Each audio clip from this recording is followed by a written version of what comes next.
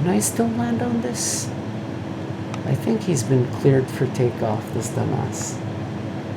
Let's land on it anyway. Let's land on it anyway. Stereo 3D, ASMR, Runway, Incursion. You probably noticed already, but all my videos are in stereoscopic 3D, and this causes huge problems with YouTube's new player. So, the solution is to click the first link in the description. This is gonna open a Flash version of the YouTube player, which fully supports my videos. If you don't plan on watching in 3D, or if you're using Mac or mobile which don't support Flash, then click the second link in the description. That will open a 2D daily motion version of this video. They've not been destroyed. Pretty cool to see those boats down there. Let's go see them.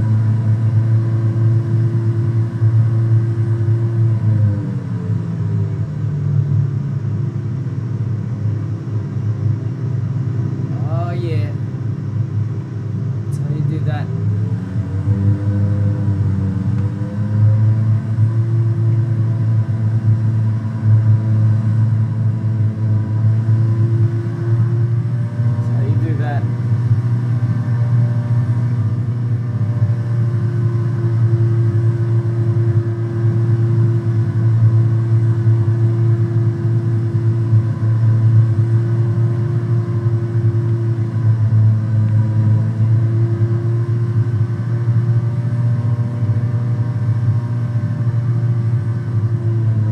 Say hi.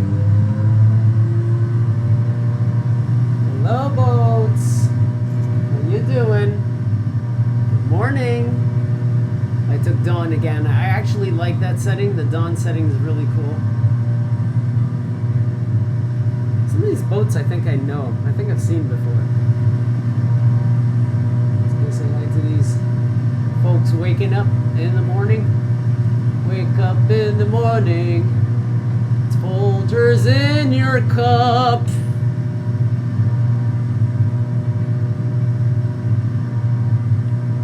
You guys having Folgers?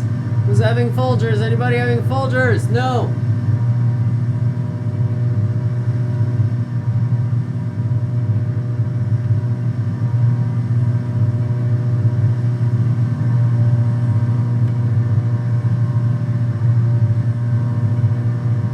So that was Fort Lauderdale Port.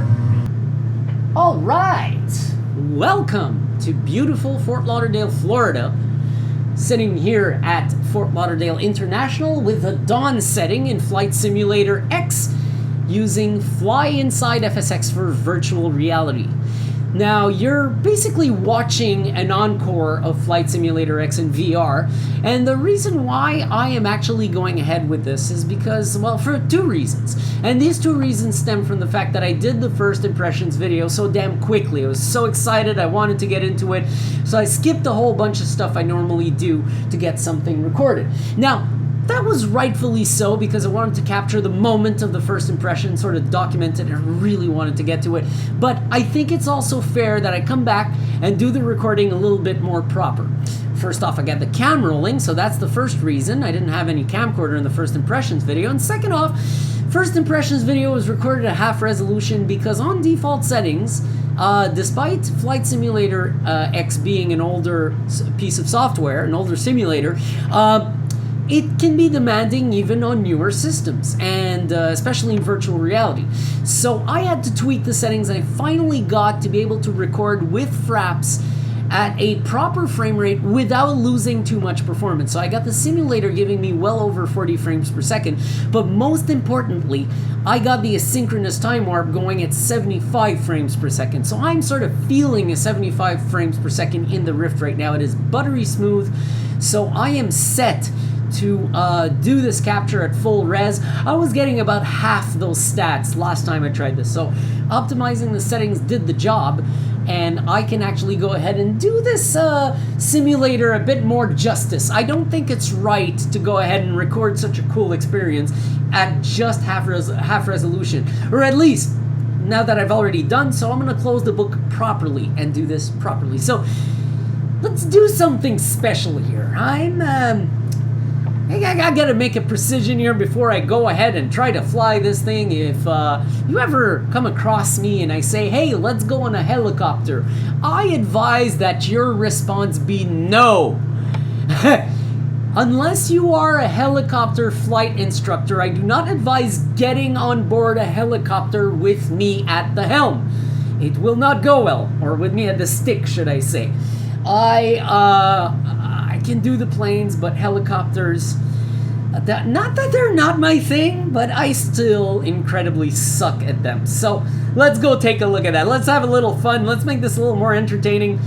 Take this and so try to dwell a little bit. Okay, let's just try to take off and dwell over the runway, not going anywhere. Just want to dwell over it. Just want to chill. Okay. So I got this. I got that. I'm getting better every time, actually. I'm getting better every time. It's not easy. It's a whole bunch of corrections all the time. You just gotta constantly adjust. Let's start a takeoff roll down 3-1. Let's go ahead for a nice little takeoff roll here. Just pretend we're a plane. Pretend we're a plane and go for a takeoff roll.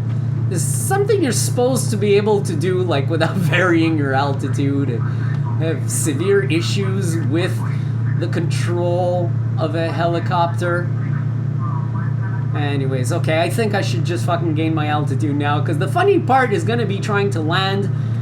Right, I will go for a short ride here, just show you how it is. But this is really cool. I think that one of the reasons why I'm doing much better than before, much better than I remember, is because of the damn virtual reality. The unlimited FOV is really what helps dearly. And when I say unlimited FOV, I do mean the fact that I can just look wherever the hell I want at any time within 3 milliseconds notice, which is pretty cool. 3 milliseconds. Actually, I think that's pretty much right. 3 to 6 milliseconds of delay, which is really, really nice. So let's increase the throttle, bring the nose down. Pretty sure that's how you go forward with a helicopter. Now, of course, you increase the throttle a little not to lose any altitude, because now you're thrusting diagonally, and then you can bring back the nose forward and lower the throttle as you've regained speed, like so.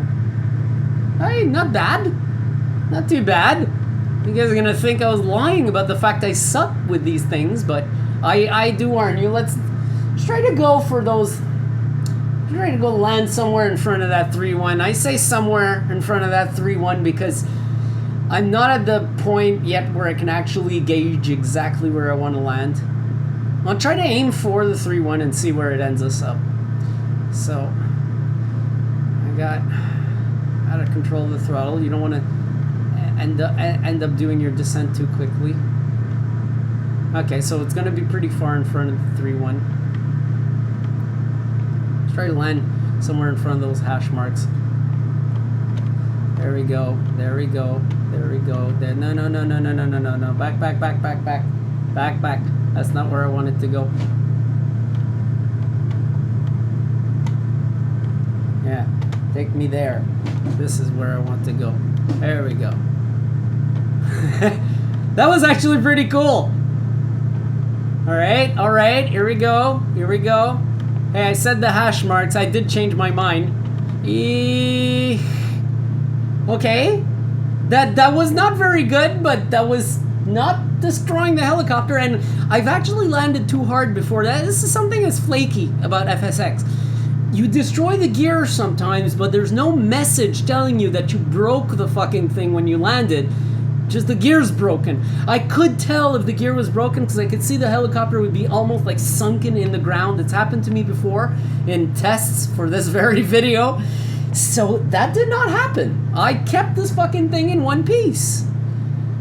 That's not bad. I'm surprised. I thought this was going to end in a crash. Now, that would not have been very entertaining because what happens when you crash using this plugin in virtual reality is the simulator sometimes actually crashes because it can't handle the other points of view. It can only handle the cockpit point of view. So when in Flight Sim, when you crash, it tries to change points of view, and that causes the plugin to crash.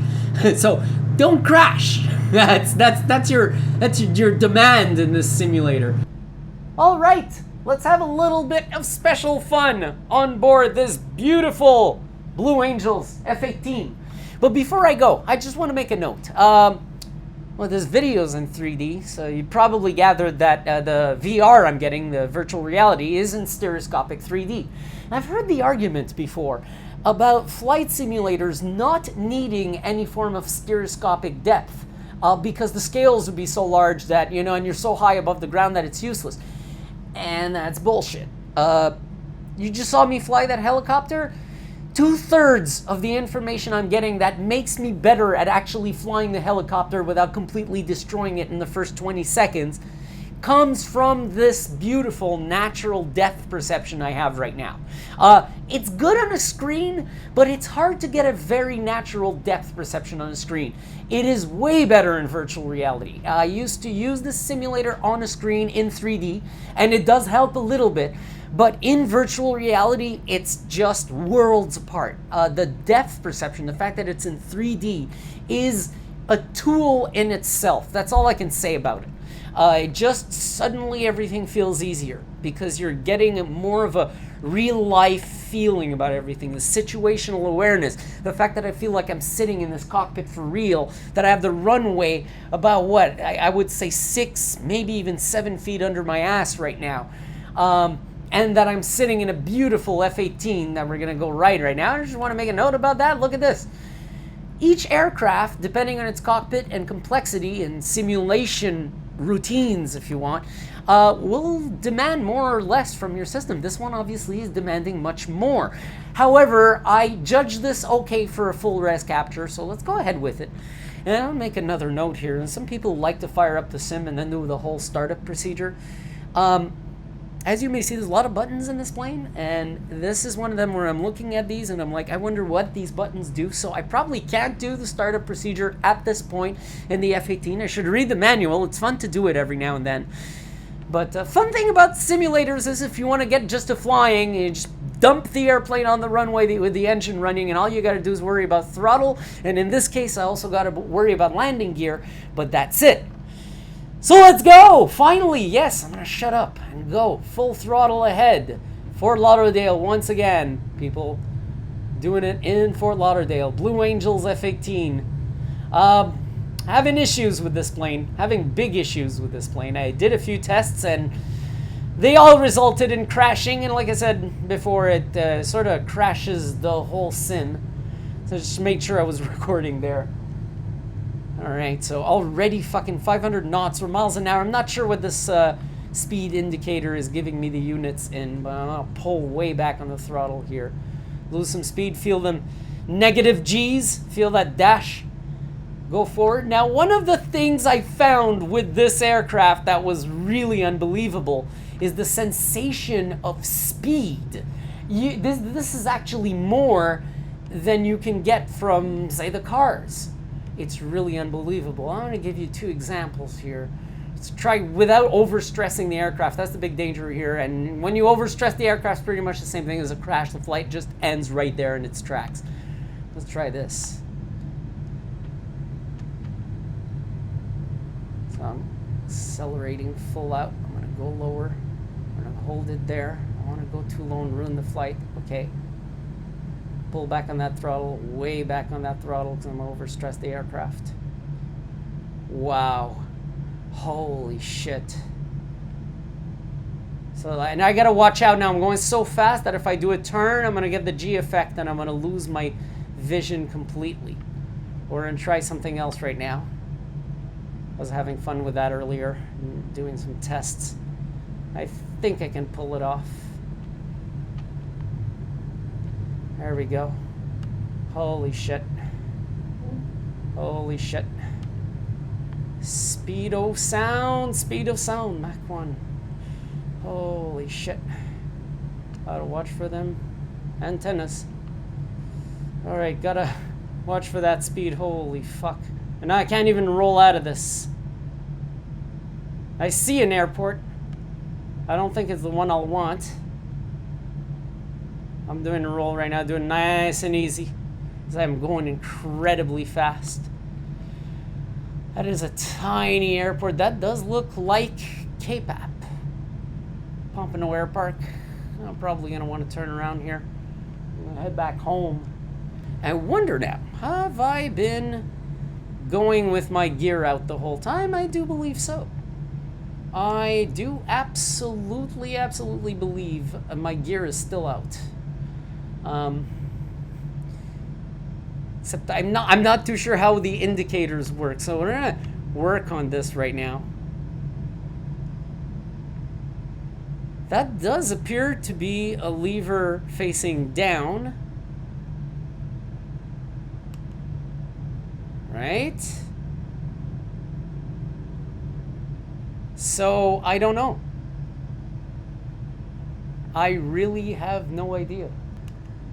So, I'm going to assume that that's down, and if it's not down, I'm going to crash, obviously.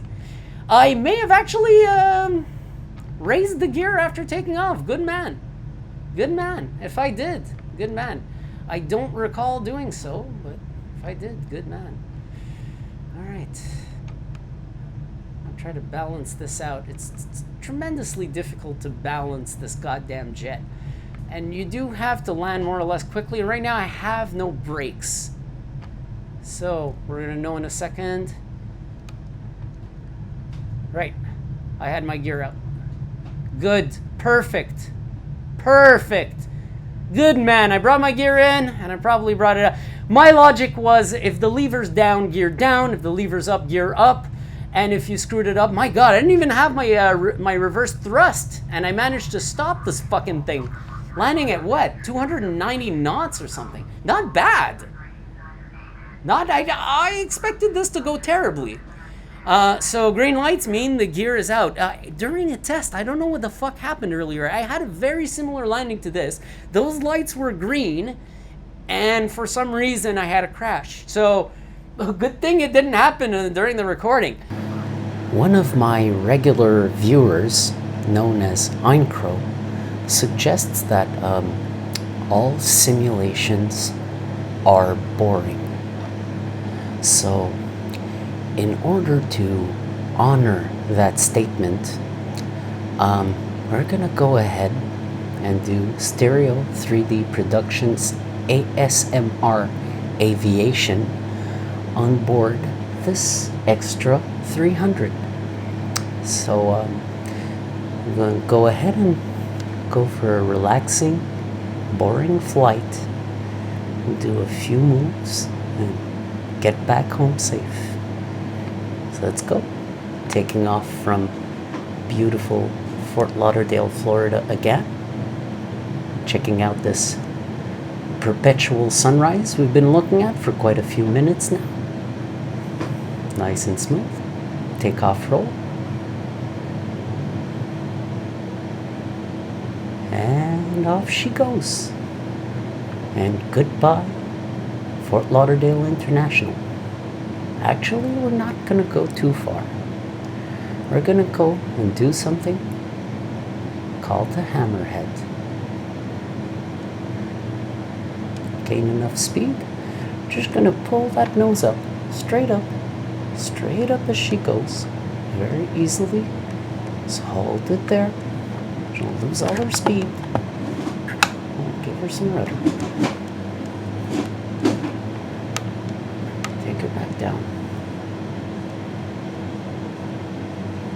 And just keep her right above the ground like that. Like going and saying hi to the special people of the airport in the tower. Hello, special people of the airport in the tower. Nice and close so that they know that we're saying hi with love on this Stereo 3D Productions ASMR. I'll get my speed back here. I'm going to go for something cool. I'm going to use that whole runway. I'm sure that everyone who is being held up from landing right now understands that there is a Stereo 3D Productions ASMR video ongoing, and that the airspace is ours. So I'm going to go ahead and finish this move. Everybody seems to understand. Nice and tightly done. And there we go. And that, my friends, was a Cuban 8. So we did a nice and simple, smooth Cuban 8. Nice and smooth. It's looking smooth, isn't it? It's looking like a smooth runway. It's looking like we can land on that.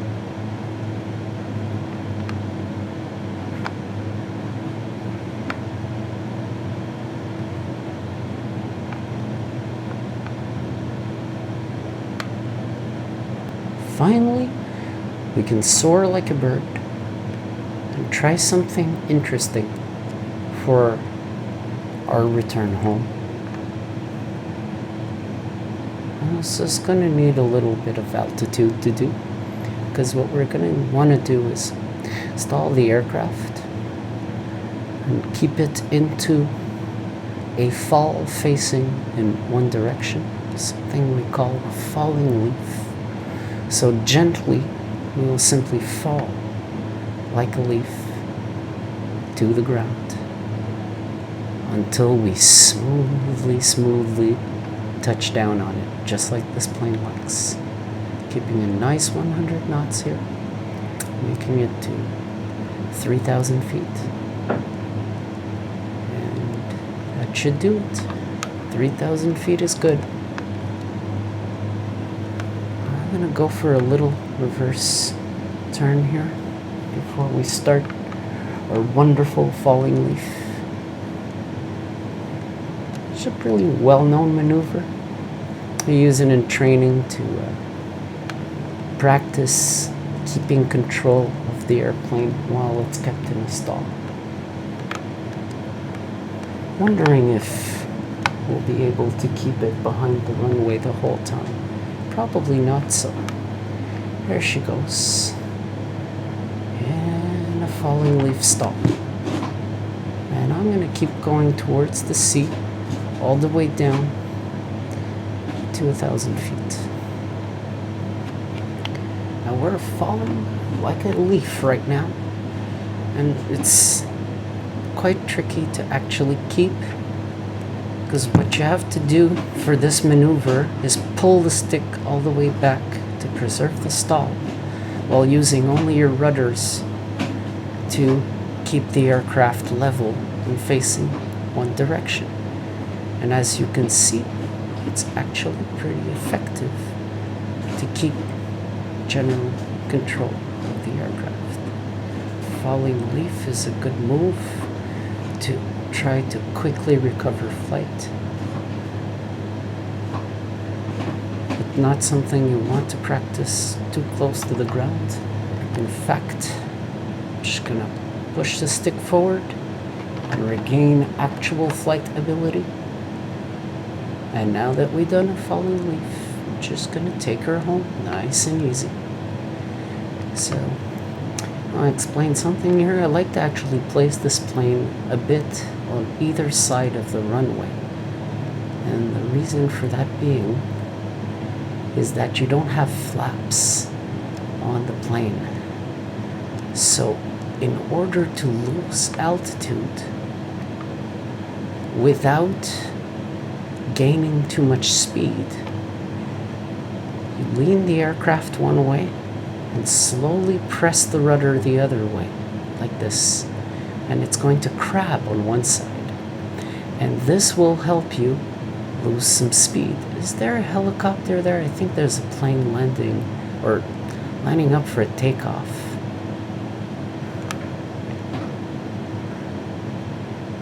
Can I still land on this? I think he's been cleared for takeoff, this dumbass. Let's land on it anyway. Let's land on it anyway.